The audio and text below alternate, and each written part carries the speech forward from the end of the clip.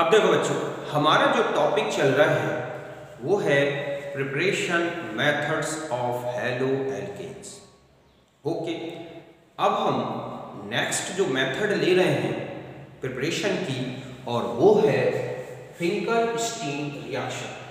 समझ गए बच्चों? ये जो रिएक्शन है मेनली एल्काइल आयोडाइड की प्रिपरेशन की बेस्ट मेथड है। इसमें क्या होता है कि जो एल्काइल हैलाइड्स, यहां पर हैलाइड्स जो होंगे क्लोरो या bromo, reacts with sodium iodide in the presence of acetone give alkyl iodide। समझ गए बच्चों कि इस रिएक्शन में हम एल्काइल हैलाइड लेंगे और उसकी रिएक्शन कराएंगे सोडियम आयोडाइड से। यहां पर जो हैलोजन है वो है क्लोराइड या ब्रोमाइड, प्रेजेंस होगी एसीटोन। ये एक सॉल्वेंट होता है।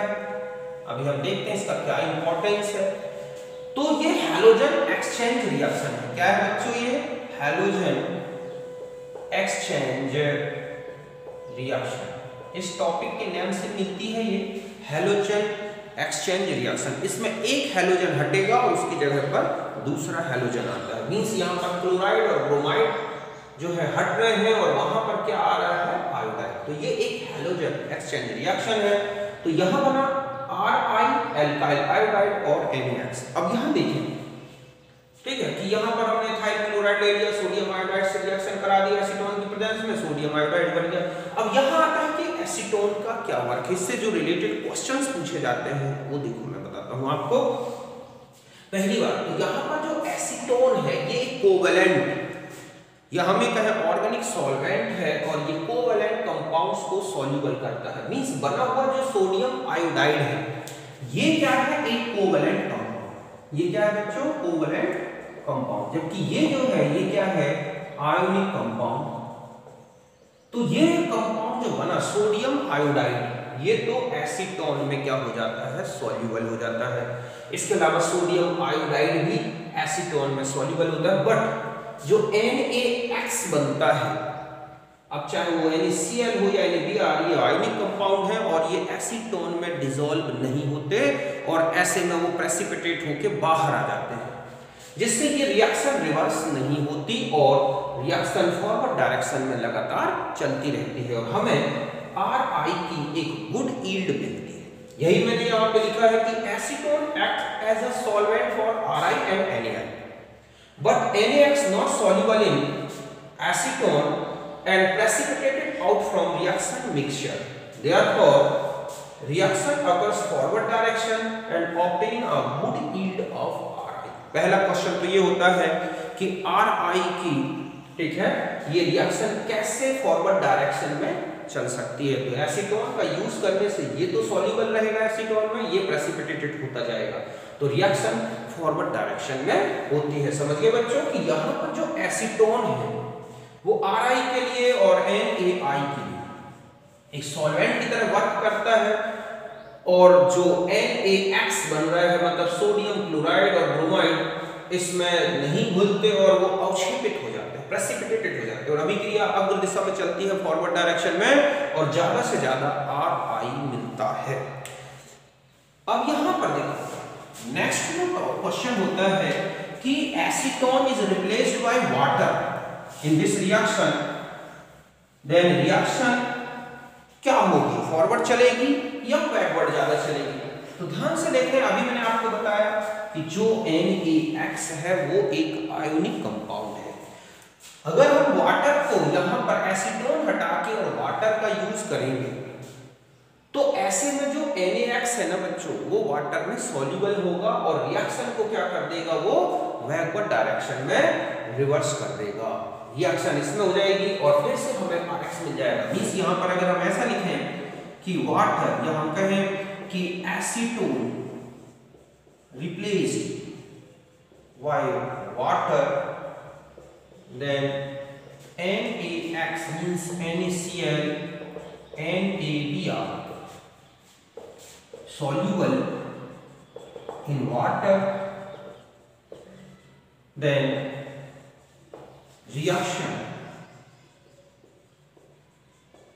occurs in backward direction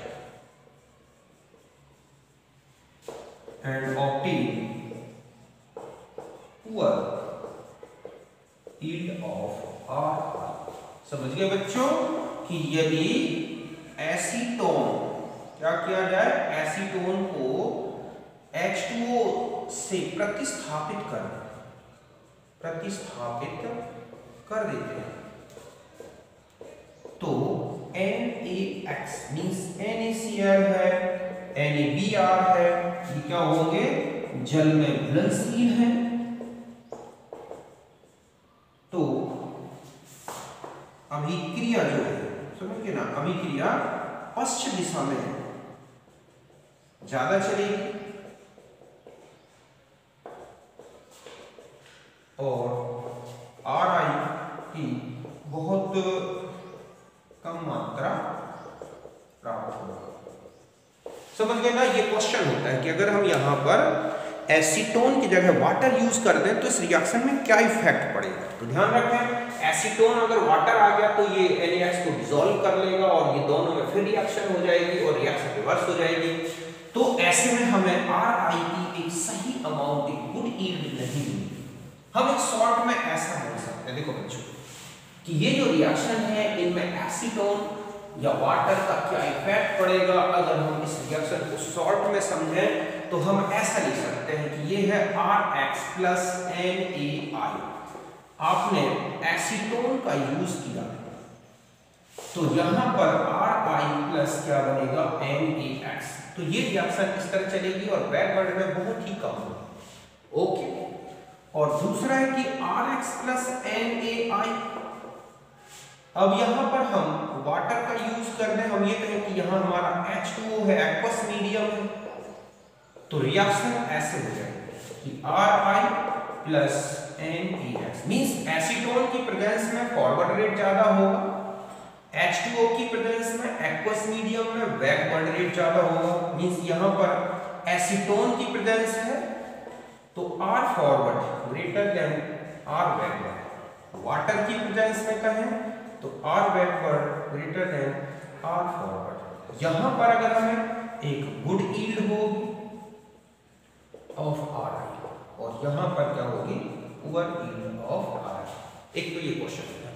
दूसरा होता है कि अगर हम यहां पर NaI की जगह KI या इनका यूज करते हैं तो देखो आपको एक ऐसा क्वेश्चन दे रखा होता है कि RX plus MX gives RI plus MX। तो ध्यान रखें कि जो रेट है ना बच्चों, rate of forward direction, forward reaction directly proportional to the size of M। ऐसा ध्यान रखना, साइज ऑफ M का मतलब क्या होगा कि आप जितनी बड़ी साइज का M मींस यहां से अगर हम कहें lithium, sodium, potassium, rubidium, caesium इनका लें तो इस रेट पर जो है फॉरवर्ड रेट इंक्रीज होगा। मींस अगर हम ये कहें कि हम LI ले लें तो इससे ज्यादा फास्ट रेट होगा NaI के साथ, इससे फास्ट ज्यादा रेट होगा KI के साथ, इससे ज्यादा RBI के साथ, इसके ज्यादा किसके साथ हो जाएगा, CSI। ऐसा क्यों बच्चों, देखो due to formation of more ionic halide. कैसे कि यहां पर जो आप देख रहे हैं कि M, तो यहां पर जैसे ही X का सब्स्टिट्यूशन हुआ तो LiX इससे ज्यादा आयनिक क्या होगा, NaX इससे ज्यादा, KX इससे ज्यादा, RBX और इससे ज्यादा CX। मतलब जितना बड़ा साइज का मेटल आयन होगा प्रेसिपिटेशन का रेट उतना ज्यादा होगा। प्रेसिपिटेशन का रेट ज्यादा होगा तो रिएक्शन ज्यादा फॉरवर्ड डायरेक्शन में चलेगी। तो इस तरह का क्वेश्चन होता है कि अगर हम मेटल आयन को साइज बढ़ाएं तो इस रिएक्शन के रेट में क्या चेंज आएगा। तो ध्यान रखें कि फिंकलस्टाइन रिएक्शन इस पर बेस्ड है कि जो NaX बन रहा है या NX बन रहा है वो आयोनिक होना चाहिए, और जितना ज्यादा आयोनिक होगा उतना ही ज्यादा क्या होगा, रेट बढ़ेगा। मींस हम ये कहें ionic nature of NX, ionic nature ज्यादा होगा तो प्रेसिपिटेशन ज्यादा होगा, मींस वो एसीटोन में कम डिसॉल्व होगा और वो X बाहर हो जाएगा और ज्यादा से ज्यादा आयोडाइड का फॉर्मेशन होगा। तो एक तो ये आप पीछे से ध्यान रखना है। तो देखो पहला तो मैंने बताया एसीटोन और वाटर को एक्सचेंज करने से क्या इफेक्ट पड़ेगा रिएक्शन में, दूसरा है कि एमएच। अब तीस नेक्स्ट पॉइंट होता है कि एल्काइल ग्रुप का क्या इफेक्ट पड़ेगा। तो देखो बच्चों पहले मैं मैकेनिज्म बता दूं, इसकी जो मैकेनिज्म है वो है SN2। SN2 मींस ये है आयोडाइड और ये है आपके पास RX, okay, partial negative charge partial positive charge. तो यहां एक ट्रांजिशन स्टेट बनेगी इस तरह से RX, ओके, ये है, और फिर क्या हो जाएगा कि हमारे पास I और R प्लस X बार, मींस यहां पर हम इस तरह का, सपोज हमारे पास हैलाइड है R1 R2 R3 और ये है X प्लस आयोडाइड। तो आयोडाइड के साथ एक ट्रांजिशन स्टेट बनेगी, समझ गए ना, कि R2 R3 R1 और ये है X, और जैसे ही आयोडाइड आया, ओके, ये हो गया R1 R2 और R3। ये कैसा होगा बच्चों, इनवर्ट प्रोडक्ट। ये क्या हो गया, इनवर्ट प्रोडक्ट, मींस इन्वर्जन चलता है, इसमें क्या चलता है, इन्वर्जन। अब हम जानते हैं कि जो रेट ऑफ SN2 है inversely proportional to the bulk size of alkyl. मतलब है या हम कहें कि ब्रांचिंग इन अल्फा पोजीशन, जितना ज्यादा ये बड़े बड़े अल्काइल ग्रुप होंगे इस रिएक्शन का रेट उतना ही कम होगा। For waiter yield of RI, ऐसा होना चाहिए R को सबसे ज्यादा 1 डिग्री R, फिर 2 डिग्री R और फिर 3 डिग्री R। मींस हम ये कहें कि CH3X सबसे फास्ट, फिर CH3 CH2X, फिर CH3 होल ट्वाइस CHX, और सबसे लोवेस्ट रेट इसमें होगा, इसमें क्योंकि सबसे ज्यादा स्टेरिक हिंड्रेंस यहीं पर है। तो आपको ध्यान रखना है कि जो फिंकलस्टाइन रिएक्शन है वो किससे इफेक्टेड होती है, एल्काइल ग्रुप के नेचर से, मेटल के नेचर से, सॉल्वेंट के नेचर से, तब जाके। और इसकी मैकेनिज्म मैंने बताई आपको, तो इस मैकेनिज्म बेस पर ही इसकी SN2 मैकेनिज्म होती है, इसमें इनवर्ट प्रोडक्ट बनता है। और इस तरह से कुल मिला के ये फिंकलस्टाइन रिएक्शन में आपको पॉइंट्स याद रखना है। पहला, आयोडाइड और हैलाइड के बीच में एक्सचेंज चलता है, एक हैलाइड एक्सचेंज रिएक्शन है। दूसरा, SN2 मैकेनिज्म को फॉलो करता है। तीसरा, प्राइमरी सेकेंडरी और टर्शरी में प्राइमरी सबसे बेस्ट यील्ड देता है। जितना ज्यादा कोवेलेंट नेचर का सॉल्वेंट होगा उतनी फास्ट रिएक्शन होगी। जितना वाटर अगर एक्सचेंज कर देंगे तो बैकवर्ड्स हो जाएगी, ओके। और मेटल का जो MX का जो M है वो जितनी बड़ी साइज का होगा, जितना आयोनिक नेचर का हैलाइड बनाएगा रिएक्शन उतनी फास्ट होगी। ये फिंकलस्टाइन रिएक्शन के मेन पॉइंट्स हैं जो आपको याद रखना है, अच्छी तरह से समझ लें। और इनसे रिलेटेड अब आप क्वेश्चन देखोगे, आपसे एक ही क्वेश्चन बच जाएगा, ओके। तो आप इसे नोट करें।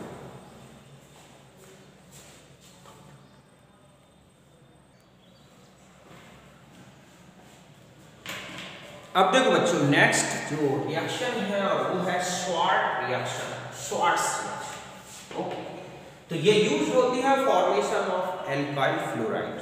Schwarz reaction mainly used for the preparation of alkyl fluoride. इसमें एल्काइल हैलाइड्स, ये हो सकते हैं हैलाइड्स क्लोरो, ब्रोमो और आयोडो, तो इनकी जब रिएक्शन इन फ्लोराइड से होती है, सिल्वर फ्लोराइड, मर्क्यूरस फ्लोराइड, ठीक है, स्टैंबियम फ्लोराइड, तो यहाँ पर भी हैलोजन एक्सचेंज होता है। क्या होता है?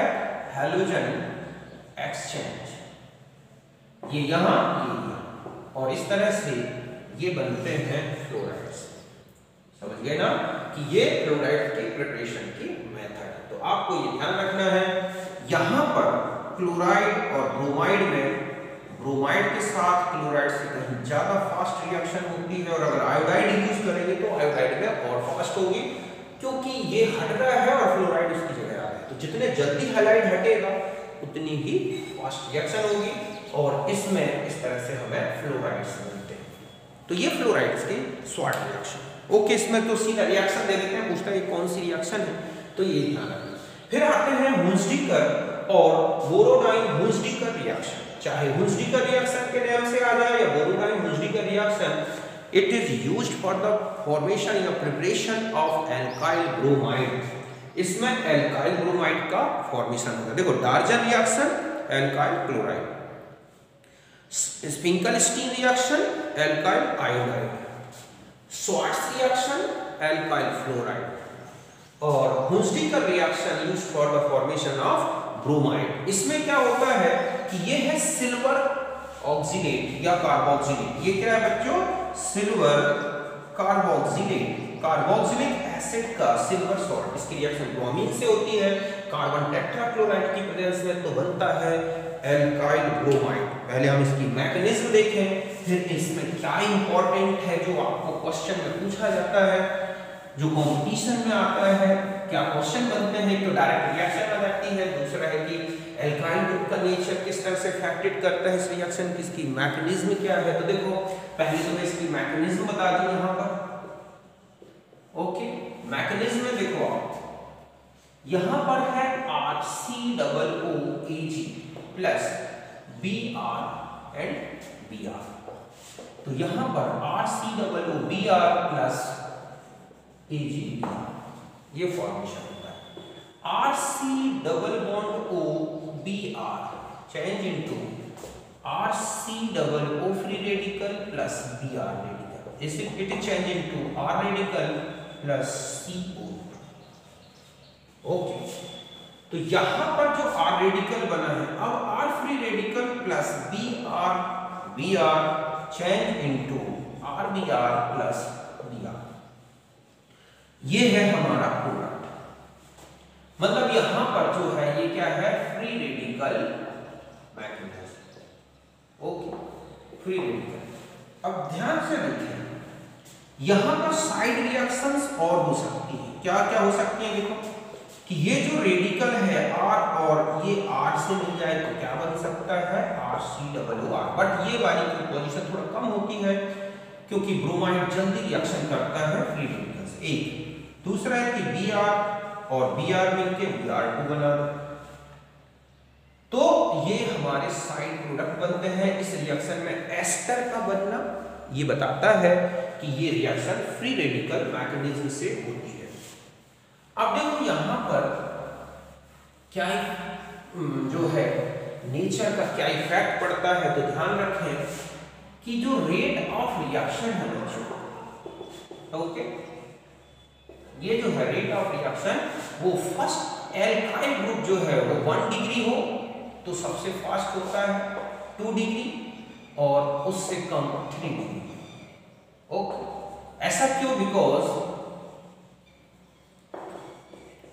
बिकॉज R या कहें कि 1 degree alkyl group less stable and fastly react with Br।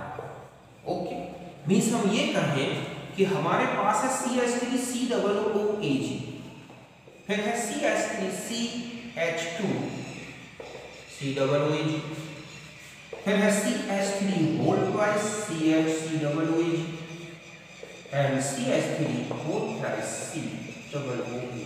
आपसे इनका रेट पूछ ले तो इस रेट से रिएक्शन होगी। ओके, सिल्वर हैलाइड्स के साथ अगर हम सिल्वर कार्बोक्सिलेट्स के अगर दे रखते हैं तो जितना छोटा एल्काइल ग्रुप उतनी ही फास्ट रिएक्शन होगी इसमें।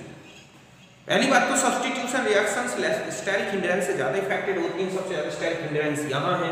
दूसरा है कि जो एल्काइल फ्री रेडिकल बना है जितना ज्यादा रिएक्टिव होगा उतने जल्दी ब्रोमीन से रिएक्शन करेगा, वरना क्या होगा रेडिकल एस्टर में चेंज हो सकता है, तो उतना ही फास्ट रिएक्शन होगी। अगर हमें यहाँ पर ये है, कई बार आपको आता है कि कौन सा कंपाउंड जो है इस तरह की रिएक्शन, तो देखो ये एल्काइल जो है ग्रुप, इसके अलावा अगर हम C6H5COOAG ले लें और Br2 की रिएक्शन करा दें तो C6H5Br plus AgBr plus CO2 ये भी बन जाएगा। तो ये रिएक्शन ध्यान रखना है कि ये इस तरह से चलती है। ओके, तो इसे आप नोट करें।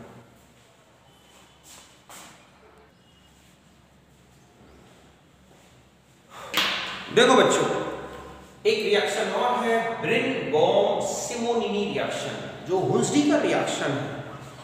अगर यहां पर ब्रोमीन की जगह आयोडीन का यूज कर दिया जाए तो इसका जो प्रोडक्ट बनता है ना बच्चों, वो होता है RCOOR। समझ गए ना, ये प्रोडक्ट बनता है इस रिएक्शन में ईस्टर, ना कि एल्काइल आयोडाइड। ऐसा क्यों होता है? देखो इसकी मैकेनिज्म से देखें, वही फ्री रेडिकल मैकेनिज्म बनती है। इसमें ये एक रेडिकल बना और एक ये रेडिकल बना, मतलब RCOOR I प्लस AgI, ये बना RCOO फ्री रेडिकल आयोडाइड। ये जो है बहुत ही ज्यादा लेस रिएक्टिव है, ठीक है। ये क्या होता है बच्चों, बहुत ज्यादा लेस रिएक्टिव है, और ये बना RI। अब क्या होता है कि ये जो बचे हुए रेडिकल्स हैं ये इसमें चेंज हो, ये इससे पहले इसके साथ रिएक्शन कर जाता है। आयोडीन के साथ इसकी रिएक्शन बहुत स्लो होती है, और ऐसे में जो प्रोडक्ट है वो मेनली क्या बन जाता है, एस्टर। तो ध्यान रखें, ब्रोमीन की जगह आयोडीन का अगर दिया गया है सिल्वर कार्बोक्सिलेट के साथ रिएक्शन, तो इसका नेम अलग है, प्रोडक्ट अलग है। ईस्टर मेन प्रोडक्ट है और रिएक्शन का नाम है ब्रिन-बॉम-सिमोनिनी। और अगर ब्रोमाइड के साथ है सिल्वर की तो वो आपकी हुंसडी का रिएक्शन। दोनों में फ्री रेडिकल मैकेनिज्म है। बस आपको क्या पॉइंट्स याद रखने हैं इस रिएक्शन के, जो मैंने आपको बता दिए। ओके, इसी तरह की रिएक्शन HgO Br2 और COOH के साथ होती है। यहाँ पर भी एक ब्रोमाइड बनते हैं, ये भी इसी तरह की रिएक्शन।